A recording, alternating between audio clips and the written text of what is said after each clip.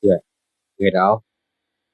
cô có mang son tọt sẵn ở mình nhé. Đấy, nu có than đam xanh, có lợi muốn, xoa có muốn, có ấm mong là mình rốt. Mà nào chắc có lôi các đi xoa cái chê là mình bà một bọt mới tạo đấy. Mà này khó có mong hàn ai lo lý, khó có đấy. Mà này prey có mong hàn ai lo lý, bà đẩy có đấy. Mà này khó mà này prey, tòn ta có hàn ai cái xiếng, tòn tao có cái chọt rồi đấy, cái tao đấy. Giờ tăng cường đấy. Có cái tàu sai chọn là mòn cả là tàu có cái có sọt có lợi mồn hay cao mồn bùi xăm hot như có mấy tệp có môi na liên cao mồn xả đảo tăng đó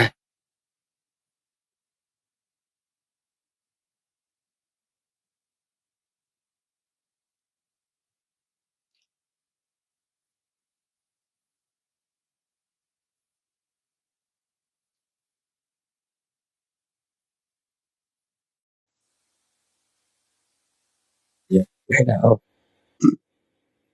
cô có mang son và snare em nhẹ đó đấy như có than đầm xanh có lợi mồn sọt cao muốn có âm mờ là mềm đúng chắc có chắc lại này tay sải dạ cái rọt cóว่าไหมก็ต่อก่อลีเอออดแอบดอก็ยินดีได้ อาจูนจะได้เพราะว่าไม่ไทยสาก็เราสะหดแล้วไปขอมัวตัวปลายผลิตก็เอาไว้เนี่ยไม่ใจทงต่อบาทนะเพราะว่าไม่แต่ก็ดูยี่สกาลีเฮมัวตัวยี่มัวกุ้มก็ยี่มัวลีสกิสได้ชานายี่สกาได้กูนมัวก็เฮเต่าจะได้อะไรมัวไว้ตัวตื่นมัวก็เต่าลอยพอสวักมันนี่มัวไว้บาทนะสมุนไพรปุยเต่าลีรีออดให้เล็บก็แล้วปะหอมปลาวเต่าตัว có cái hôm tao mai ở thay xa tao mà nhỉ à sao phải mà lại từ chơi mong nền đi ở đó có một mùa để chơi mà lại